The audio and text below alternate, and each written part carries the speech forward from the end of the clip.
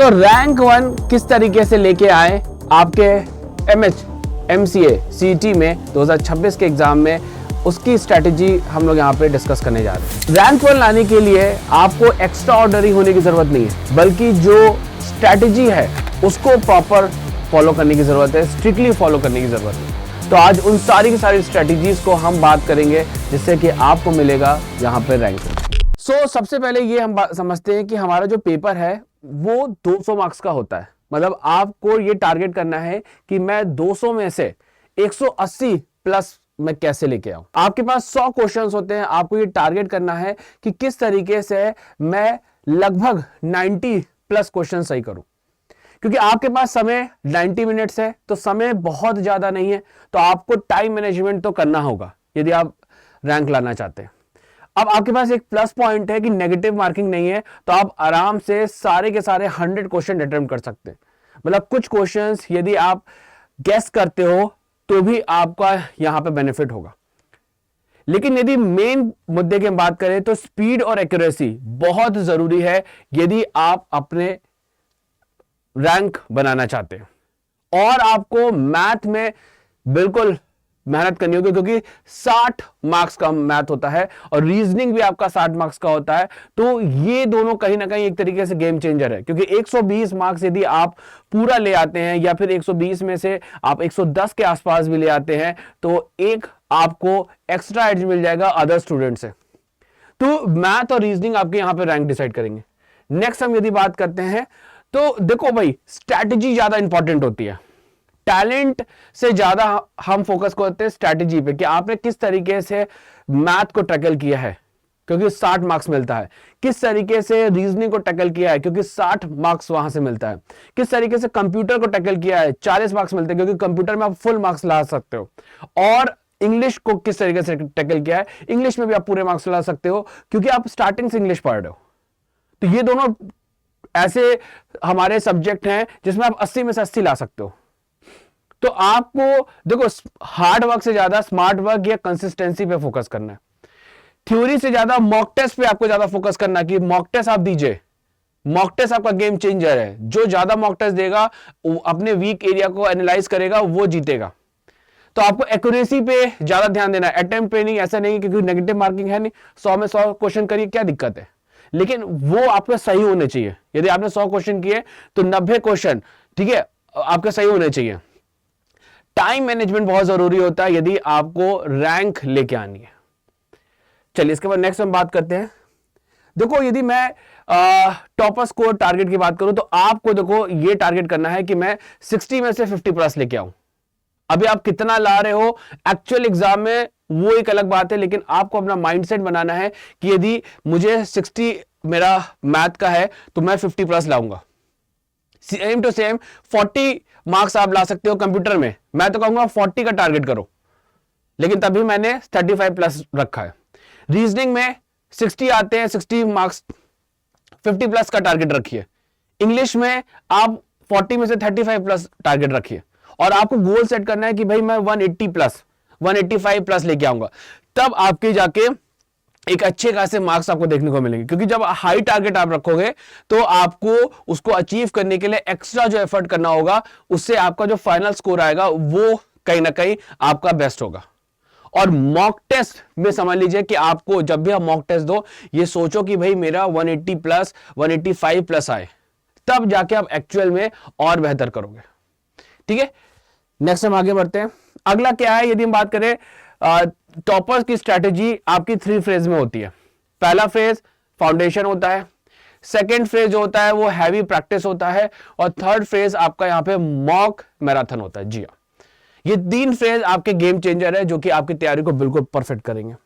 अगला यदि हम बात करें, यदि हम फेज 1 की बात करें तो यहां पे कॉन्सेप्ट और सिलेबस का बहुत जरूरी है मिक्सचर। जो आपका सिलेबस है उसके पूरे कॉन्सेप्ट आपको पता होने चाहिए। आपको मैथ की यदि बात करें, आपको प्रोबेबिलिटी हो, ट्रिग्नोमेट्री हो, एल्जेब्रा हो, कोऑर्डिनेट ज्योमेट्री हो, मेंसुरेशन हो, जो भी आपके टॉपिक्स हैं मैथ के, वो सब आपको क्लियर कट क्रिस्टल क्लियर होने चाहिए। टॉपिक तो आपके बिल्कुल, थ्योरी वाला पार्ट बिल्कुल परफेक्ट होना चाहिए। उसके बाद यदि बात करें कंप्यूटर फंडामेंटल, कंप्यूटर का पार्ट काफी स्ट्रांग होना चाहिए। इसके अलावा यदि बात करें रीजनिंग आप ज्यादा से ज्यादा क्वेश्चंस को सॉल्व करिए, और इसके बाद इंग्लिश का ग्रामर पोर्शन आपको यहां पे बेहतर होना चाहिए। वीकली रिवीजन आपको करने इन सारे के सारे सब्जेक्ट की, ठीक है। और आपको टारगेट रखना है कि भाई मैं 40 डेज में अपना 80+ % सिलेबस कवर कर लूं। मैं ऐसा क्यों कह रहा हूं, क्योंकि यदि स्टार्टिंग आपकी बेहतर होगी तो आगे के जो डेज होंगे वो आपके लिए इजी हो जाएंगे, क्योंकि उसमें प्रेशर होगा, टेंशन होगी, क्योंकि जैसे जैसे एग्जाम पास आता जाएगा वैसे वैसे आपका प्रेशर भी बढ़ेगा। तो इससे बेटर है कि आप पहले अपना सिलेबस काफी हद तक कंप्लीट कर लीजिए, जिससे कि आगे के डेज में आपको कॉन्फिडेंस मिले, ठीक है, क्योंकि आपका एग्जाम तो मार्च में ही होने वाला है।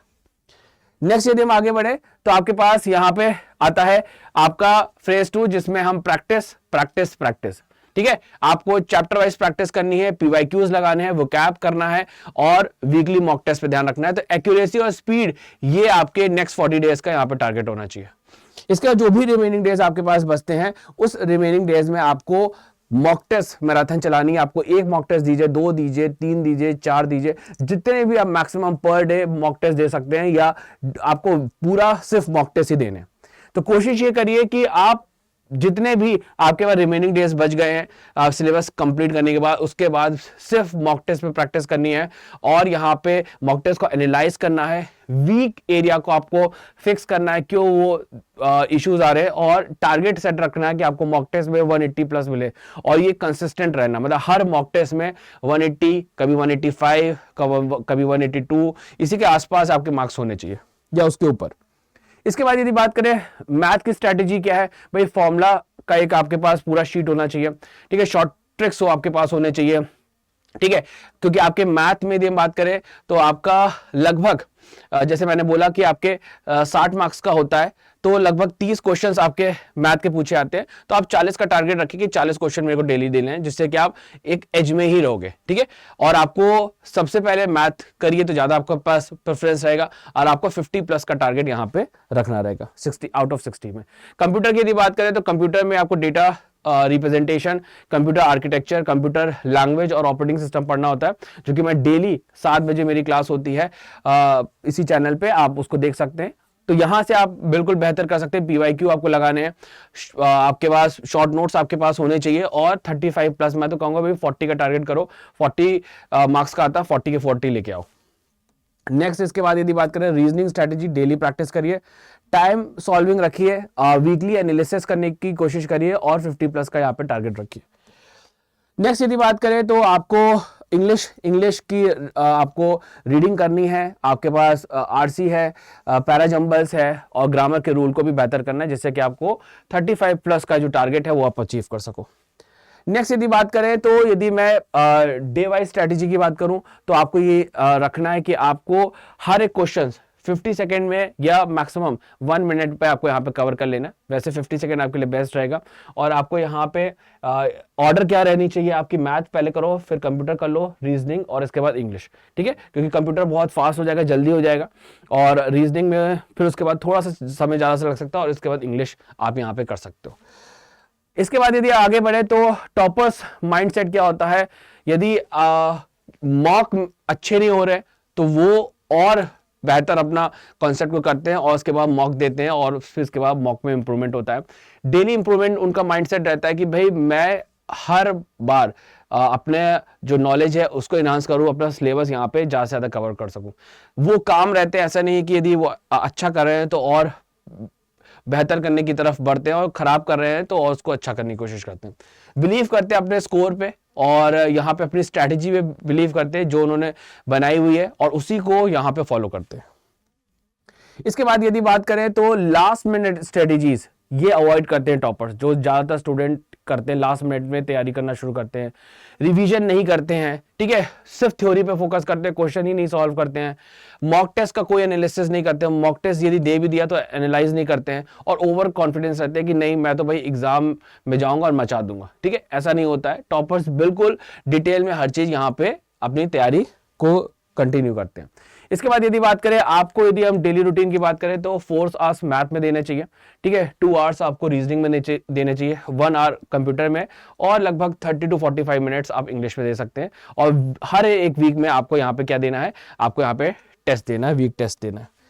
इसके बाद यदि बात करें तो यहाँ पे टॉपर्स फाइनल स्टेटमेंट में यही बोलूंगा कि जो 90 मिनट यहाँ पे एग्जाम के होते हैं, लेकिन जो रैंक बनते हैं वो आपके मॉक टेस्ट ही बनाते हैं। तो रैंक, यदि आपको रैंक होल्डर बनना है तो आपको मॉक टेस्ट में मचाना है, कमाल करना है, जो कि आपका इंपैक्ट फाइनल आपको यहाँ पे रिजल्ट में देखने को मिलेगा। तो इस तरीके से यहाँ पे यही मैं बोलूंगा कि रैंक 1 कोई एक टैलेंट नहीं है, बस ये माइंडसेट और स्ट्रैटेजी का सिर्फ और सिर्फ कमाल है।